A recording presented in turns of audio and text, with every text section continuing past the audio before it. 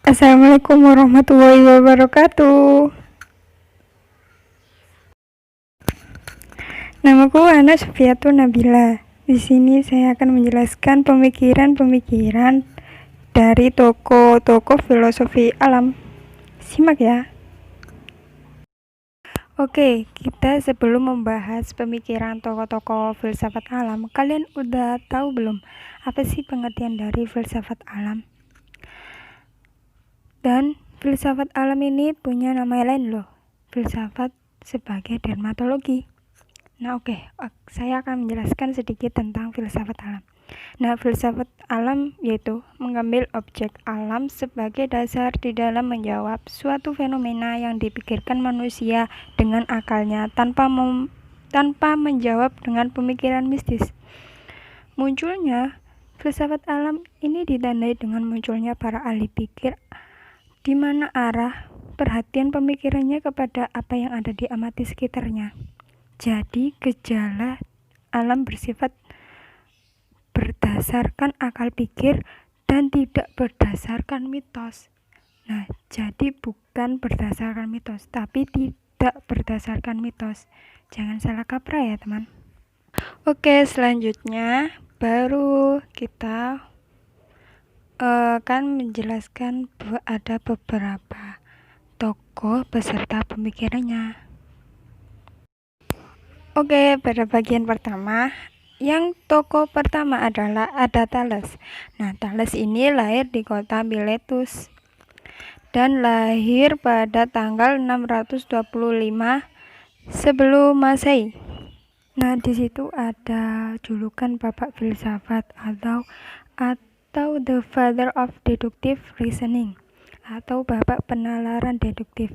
Nah, Bapak Filsafat ini gelarnya didapat karena merupakan orang yang mula-mula berfilsafat.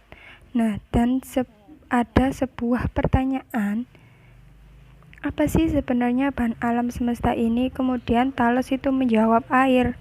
Nah, alasannya Thales itu karena pentingnya air bagi kehidupan ia juga gitu. Dan ia juga mengatakan bahwa bumi ini mengapung di atas air. Nah, di situ ada Seven Wish Men of Grace. Nah, Seven Wish of Grace ini adalah artinya sebagai salah satu dari 7 orang yang bijaksana.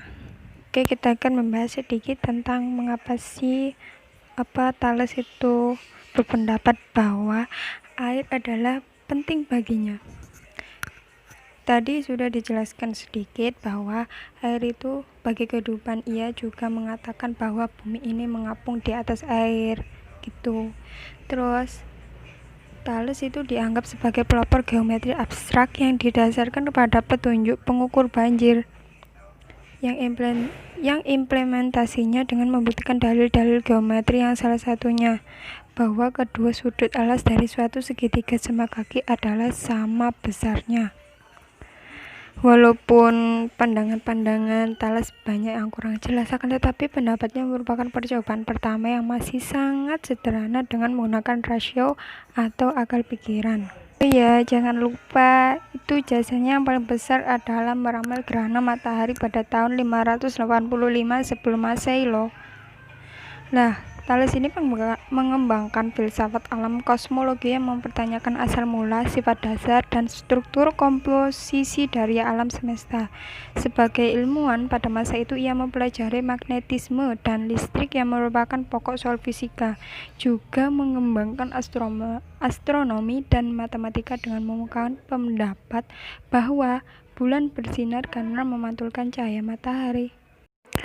Dan tokoh yang kedua adalah ada Anaximandros. Anaximandros adalah lahir 610 sebelum Masehi, meninggal 546 sebelum Masehi. Nah, tokoh ini adalah murid salah satu dari Thales. Dan prinsipnya itu the apparent. Nah, itu bahwa zat yang tak tertentu sifat-sifatnya yang dinamik, the apparent. Adapun mengatakan bahwa intisari alam atau dasarnya pertama adalah udara. Karena udara yang meliputi seluruh alam serta udara yang menjadikan dasar hidup bagi manusia yang mati diperlukan oleh nafasnya. Oke, saya akan membahas sedikit tentang Anaximandros ini. Anaximandros adalah orang pertama yang mengarang suatu traktat dalam kesusastraan Yunani, berjasa dalam bidang astronomi, geografi, sehingga ia sebagai orang pertama yang membuat peta bumi dan berhasil memimpin sekelompok orang yang membuat kota baru di Apollonia, Yunani. Lalu saya akan menjelaskan sedikit tentang mengapa sih Anaximandros ini mempunyai pemikiran yang the appropriate sebagai prinsip dasar segala sesuatu. Nah, alasannya itu ia menjadi terkenal justru karena mengkritik pandangan gurunya yang Thales itu mengenai air sebagai prinsip dasar atau arse segala sesuatu. Menurutnya itu, bila air merupakan prinsip dasar segala sesuatu, maka seharusnya air itu terdapat di dalam segala sesuatu dan tidak ada lagi zat yang berlawanan dengannya. Namun air dan api saling berlawanan kan, sehingga air bukanlah zat yang ada di dalam segala sesuatu itu. Karena itu Anaximandros itu berpendapat bahwa tidak mungkin mencari prinsip dasar tersebut dari zat yang empiris. Dari prinsip itulah yang berasal segala sesuatu yang ada di dalam jagat raya sebagai unsur-unsur yang berlawanan, yang panas dan dingin, yang kering dan yang basah, malam dan terang. Kemudian kepada prinsip ini juga semua pada akhirnya akan kembali. Itu yang menjadi alasan kuat kenapa alasan Anaximandros itu the appropriate sebagai prinsip dasar segala sesuatu. Lalu Anaximandros ini telah menemukan mengadaptasi suatu jam matahari sederhana yang dinamakan genemon. Ditambah lagi ia mampu memprediksi kapan terjadinya gempa bumi dan bisa menyelidiki fenomena-fenomena alam seperti gerhana, petir, dan juga mengenai asal mula kehidupan, termasuk asal mula manusia. Lalu mengenai bumi, Thales telah menjelaskan bahwa bumi melayang di atas lautan. Akan tetapi perlu dijelaskan pula mengenai asal mula lautan. Anaximandros ini menyatakan bahwa bumi pada awalnya dibalut oleh udara yang basah. Karena berputar terus-menerus, maka berangsur-angsur bumi menjadi garing. Akhirnya tinggal udara yang basah itu sebagai laut pada bumi. Nah, usahanya itu dapat dilihat ketika ia memimpin ekspedisi dari Miletus untuk mendirikan kota perantauan baru ke Apollonia di Laut Hitam. Seperti itu. Tokoh yang ketiga adalah Anaximenes. Anaximenes ini berpendapat bahwa udara adalah prinsip dasar segala sesuatu. Udara adalah zat yang menyebabkan seluruh benda muncul, telah muncul, atau akan muncul sebagai bentuk lain. Perubahan-perubahan tersebut berproses dengan prinsip pemadatan dan pengenceran. Nah, proses tersebut meliputi seluruh kejadian alam, sebagaimana air dapat berubah menjadi es dan uap, dan bagaimana seluruh substansi lain dibentuk dari kombinasi perubahan udara. Tokoh keempat adalah Parmenides. Lahir di kota Elea, kota perantauan Yunani di Italia Selatan. Parmenides ini adalah salah satu seorang tokoh relativisme yang penting, lebih menggunakan metode intuisi. Dalam The Way of the Truth, Parmenides bertanya, apa standar kebenaran dan apa ukuran realitas? Dia menjawab, ukurannya ialah logika yang konsisten, yang ada atau being. Itu satu umum tetap dan tidak dapat dibagi-bagi, karena membagi yang ada akan menimbulkan atau melahirkan banyak ada, dan itu tidak mungkin.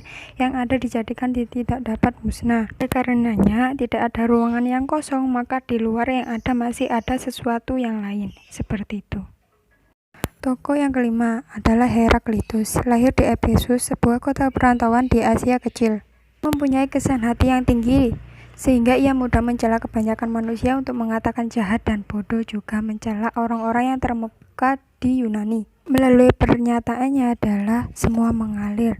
Alasannya karena air sungai yang pertama telah mengalir, berganti dengan air yang berada di belakangnya. Di alam arja terkandung sesuatu yang hidup seperti roh, yang disebut sebagai logos ak. akal atau semacam wahyu. Pernyataan tersebut amat hebat.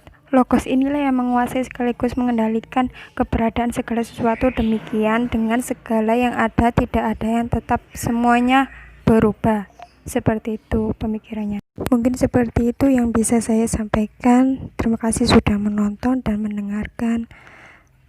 Kurang lebihnya saya mohon maaf. Wassalamualaikum warahmatullahi wabarakatuh.